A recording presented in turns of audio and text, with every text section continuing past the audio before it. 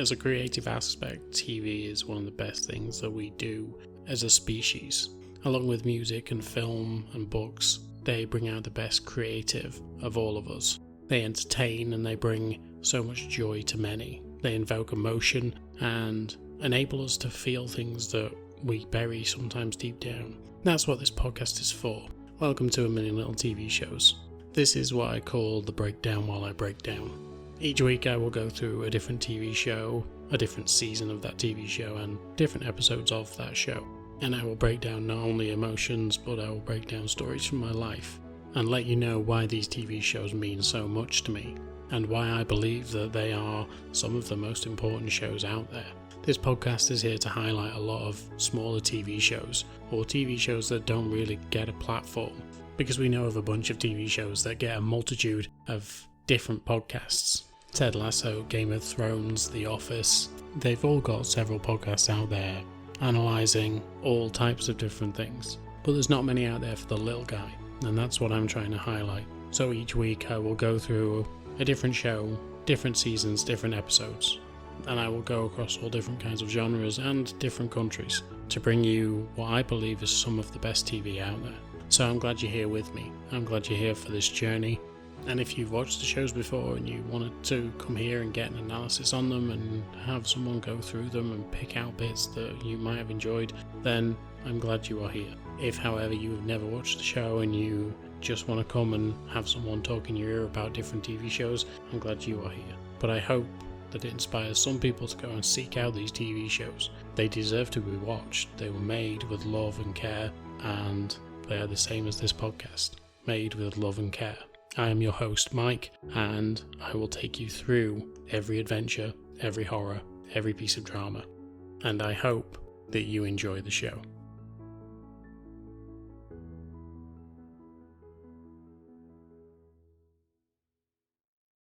Hello there, and welcome back to this A Million Little TV Shows podcast. This is now episode 9 of season 9, and today we are going back inside number 9, oddly enough.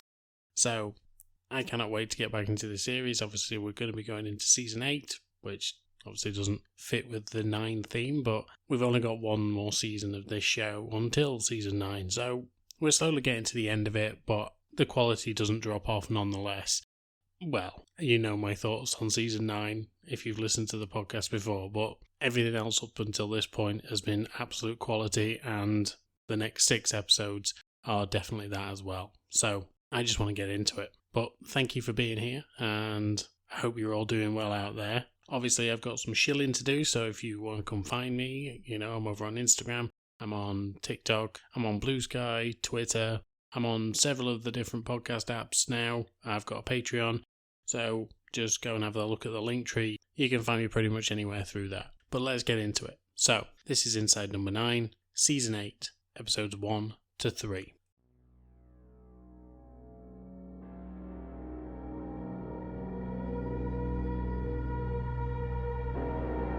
Episode 1, The Bones of St. Nicholas.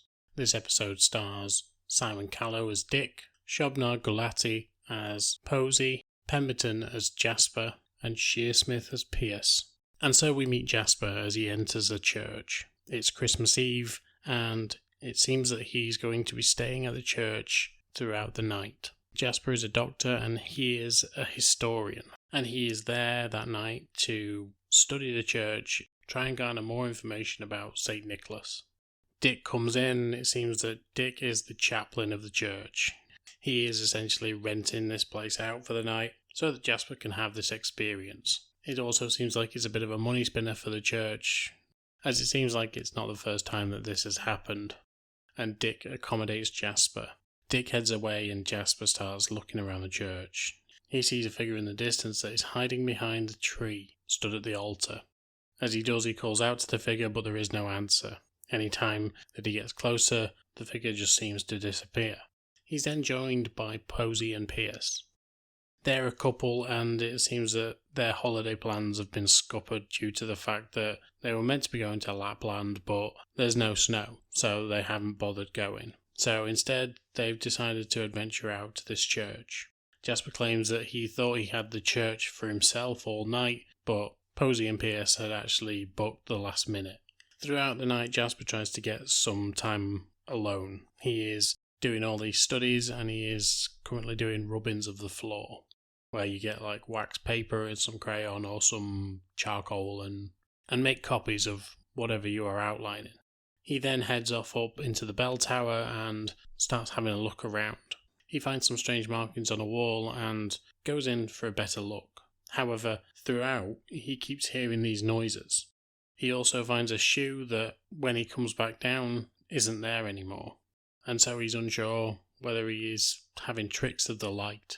Dick then comes up and asks him if he wants a Christmas tipple, and the four of them head back downstairs. They all sit together, and Dick tells them a horror story, or at least a ghost story. He tells them of one time that he was in the church, and behind the very Christmas tree in front of them, there was a figure. When he saw this figure, he called out to them, and eventually they raised their head and they started walking towards him. And the thing that he saw was so horrific that he ended up running in the other direction. The reason he told the story is because he believes that he saw the vision of St. Nicholas. St. Nicholas had had his jaw removed and his tongue was lolling out in front of him. And Dick believes that that very jaw is somewhere in the church, and that is why St. Nicholas was there that night. A little bit like the Headless Horseman in Sleepy Hollow, he was just trying to retrieve the part of him that was there. Posey and Pierce are enamoured by this story, and they go to bed feeling elated by it. Jasper, however, feels just frustrated by the whole affair. He doesn't really like having the couple there, and he just wishes that he could have the church to himself for the night. He keeps telling everyone that he's trying to work. Eventually everyone goes to bed, and Pierce wakes up in the middle of the night. He looks at Jasper, and Jasper is sock on. He then walks over to where Posey is sat and sits with her. He asks if she is remembering their daughter, and we hear the sad tale of what actually happened to them. Earlier on in the episode, we were told that they didn't have kids, and there was an awkward moment between them. And so one night, when Posey had actually been at work, she had a vision. The vision was of her mother with tears streaming down her face, putting her hand on a glass pane, and it was as if Posey was in hospital. As soon as she came out of work, she rang her mother to make sure that everything was okay. However, at that point, it was when she took her eye off what she was actually doing, and she ended up getting into an accident. At that point, she was several months pregnant and ended up losing the baby. The next day, or a few days later, her mother came to visit her in hospital, and the exact scene played out. Her mother was crying and held her hand to the glass. And so Posey realised that this was a premonition. Just then we see a figure that has been plaguing Jasper throughout the episode, and it is walking towards them.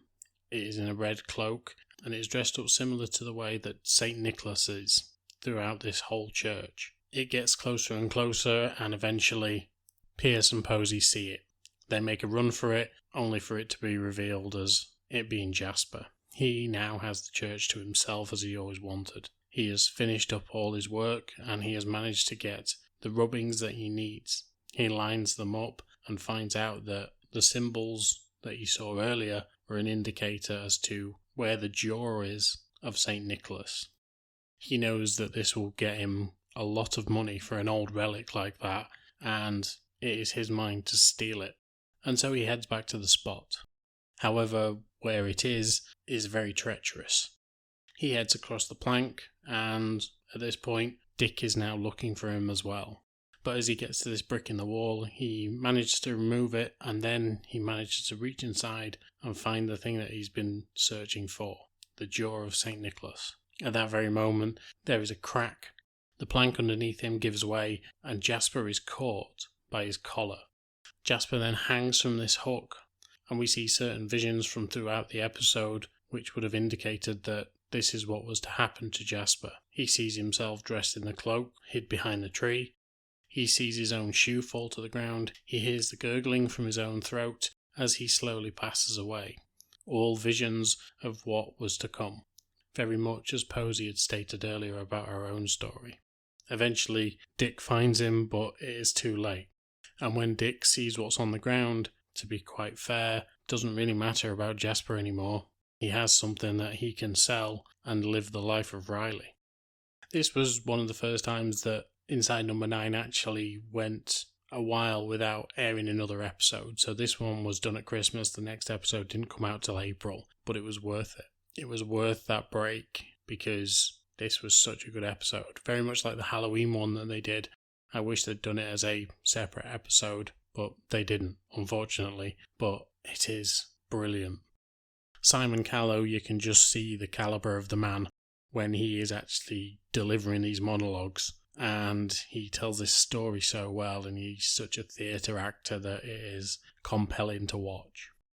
And I just love the way that Pemberton, whenever he is in this kind of straight man mode, where he is playing a straight character, just wants to be down the line and doesn't want the distraction that usually Shearsmith gives him. He's just sat and he's doing something and he's just eye rolling and just kind of tutting, and he is such a good straight man when it comes to this kind of show or this kind of role. I find him fascinating. I think he's one of the best actors we've probably ever had. Along with Shearsmith and Gatiss, they've all been great because they can just do so many different characters. And then Shobna Gulati is just she's a national treasure as far as I'm concerned. She was someone that has always been in and around TV for me for the last, 30 years. She's someone that's always been on TV and is someone that I feel, even though she's probably been typecast over her career, I think she manages to put in such a shift that you forget that that's probably why she's there, because she's so damn good at what she does. And in this, she's always been a comedian.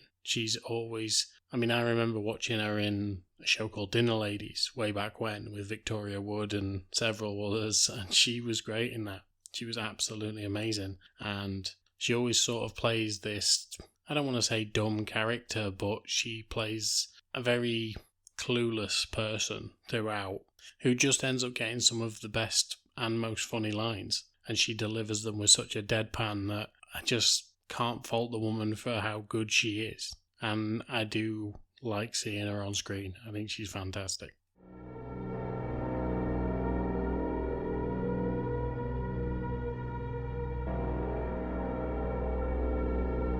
Episode 2, Mother's Ruin. This episode stars Anita Dobson as Frances, Phil Daniels as Reggie, Shearsmith as Edward, and Pemberton as Harry.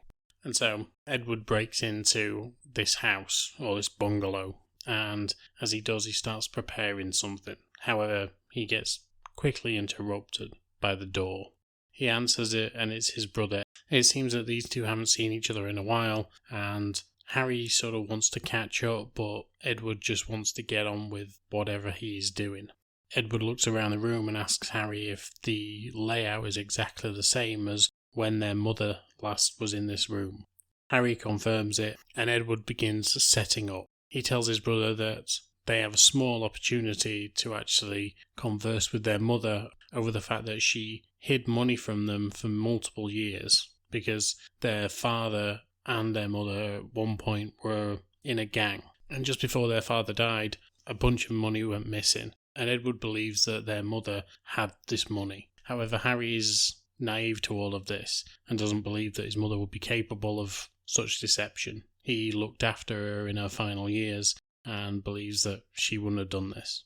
Edward tells Harry to just shut up and go and get ready. Edward then begins to draw some circles on the floor, and it looks like they're going to be having some sort of seance. Harry comes back through and he is dressed in his mother's clothing. Edward instructs him to sit in the chair and he will start the seance. However, it comes to a point when they have to make a sacrifice, and Edward brings out a parrot, which was their mother's. Harry begins to protest and tells him that you can't kill the parrot, and eventually the parrot escapes into the house. And so Edward turns his attentions to Harry. He tells Harry that Mother never really loved me, but I know she loved you, so let's hope she loved you enough that she appears. Just at that point, as Edward is about to sacrifice his own brother, the lights come on and Frances walks in the door. She screams out for Reggie, and Reggie comes through as well, and they manage to get both Harry and Edward sat in some chairs. They tie them up and they tell them who they are. It turns out that Reggie is one of the old gangsters that their father used to hang around with. He wants answers as well as to where this money's gone, and he thinks that Edward and Harry know where it is. Edward divulges his plan as to what he was about to do, and when Frances looks through some notes that he'd actually brought with him, she realises that this might be an opportunity. They have a very short window of time, and they have to do this now, but what they have to do is necromancy, i.e. bringing a spirit into this world and having them speak through someone else. But once again, they have to make a sacrifice. Edward tells them that they can sacrifice him, do him first. At this point, they know that they're going to die anyway, so they might as well die and hopefully someone get the money. And so they go to sacrifice Edward. However, he tells them that they don't actually need to kill them. They can just have a small sacrifice, maybe cut off a toe, and then they'll be able to communicate with their mother. And so just as they're about to cut off the toe, Reggie realises that it's probably best to do the whole foot. And so he takes a small saw and cuts off Edward's foot. Moments later, Edward actually passes out. Reggie and Frances do the ritual, and it seems nothing has happened. However, moments later, there is a gasp, and Edward starts to talk in what is perceived as his mother's voice. Harry, Frances, and Reggie all speak to the mother, but when she starts revealing that she was actually having an affair with Reggie for many, many years, and that she always hoped that he would leave Frances, but ended up killing her, Frances realises that she's been duped all along. She takes a knife and she stabs her husband, and just then Edward, as his mother, passes out again. Frances tells Harry, look, when he wakes up, I want you gone. I'll deal with my ex-husband in the morning, but you two need to be out of here. At that moment, Edward starts to wake up again. Harry tells him that he spoke to their mother, but he didn't actually manage to get any information about this money. Edward tells his brother that it was all a ruse. He knew that they weren't going to let them go, and he needed a way out. And so he tricked Frances into killing her husband so that they only have one person to deal with, and she has now let them go. And so the boys both joke about having Reggie there as the sacrifice. But it doesn't really matter now, because they'll never be able to speak to their mother again. At that moment, the parrot from earlier flies into the room, sits on the chair across from them, and asks them what do they want. These guys are always fantastic at doing this kind of thing, the subversion and the twists at the end. They always make it come back round somehow. For instance, in the last episode, when it was the fact that he kept seeing visions of his death, whereas in this one, the parrot leaves, and eventually the parrot comes back, and it is a full circle moment. They were about to sacrifice it, and now it is the embodiment of their mother. And it's just, they play around with so many different things in the show that it always keeps it fresh, and it always keeps it, intelligent. And I like that. Even though I use the phrase, intelligent. I really do. I think it keeps my brain ticking along throughout the episode, and even though I've watched these multiple times now, I don't get bored of them. And I think that's why I enjoy this show so much, because there's always something different that you can pick up on.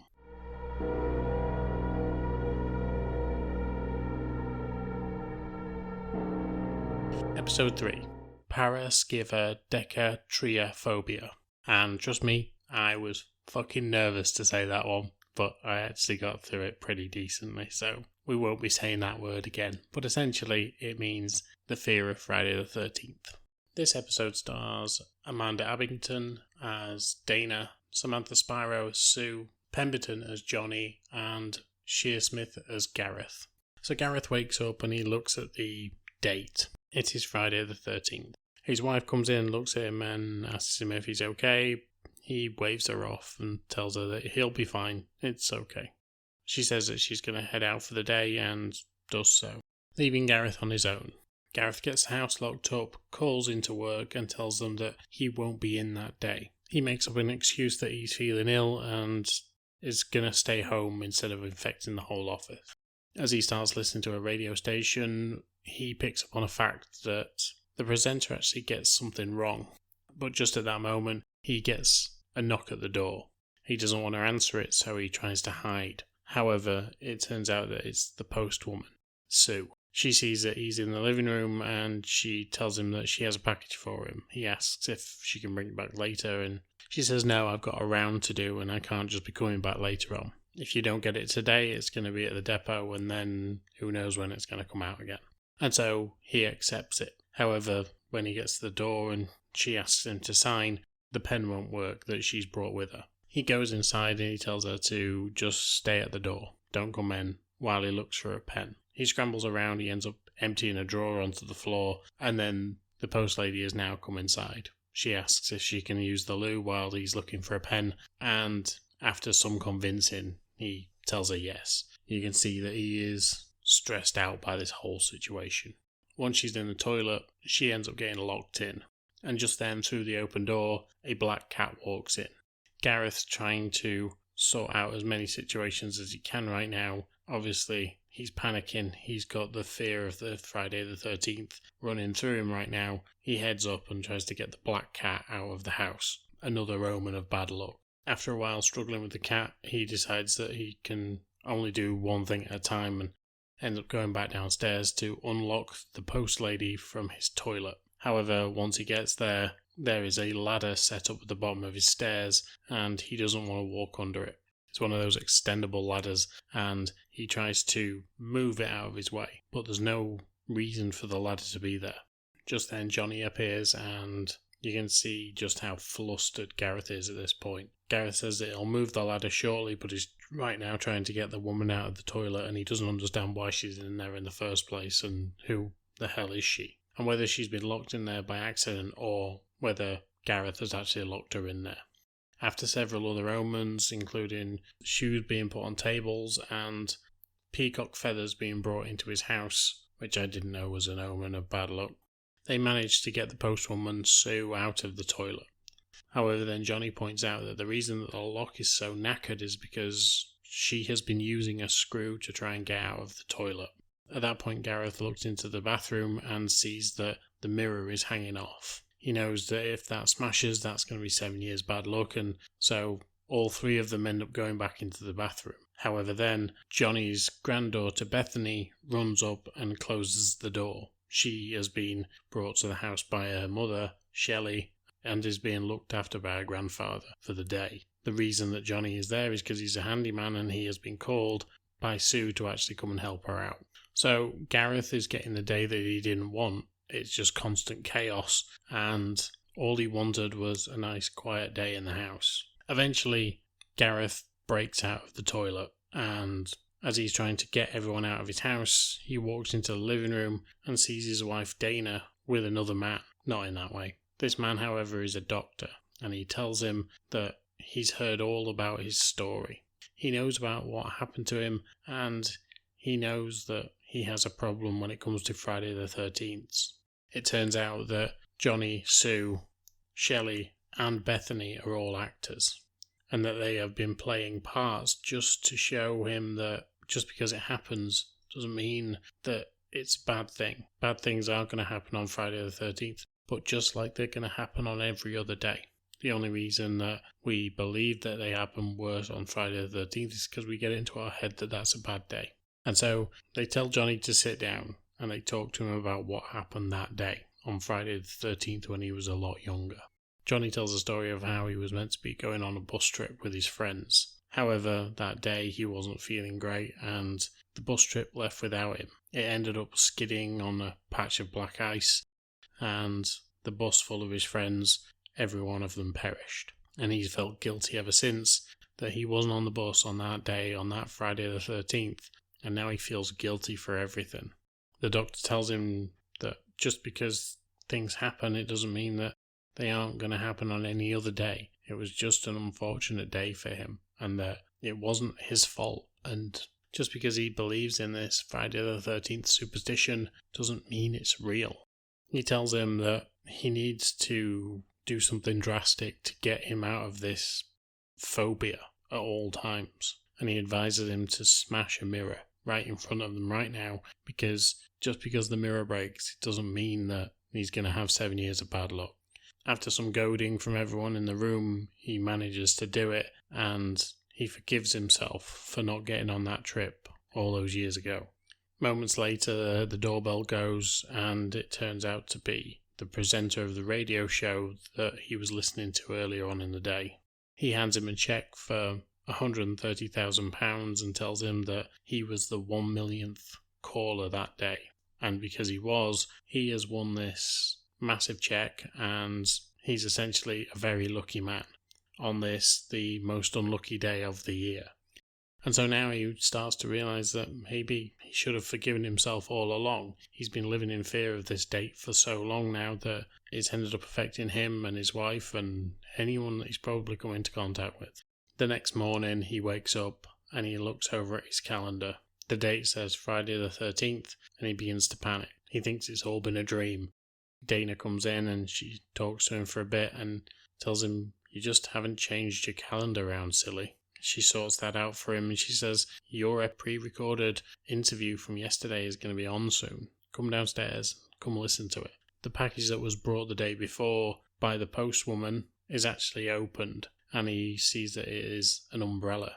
Dana tells him to go for it, to open it inside, because what's the harm? There isn't any, it's just superstition, not to worry about anything. He opens it and realises that she's right.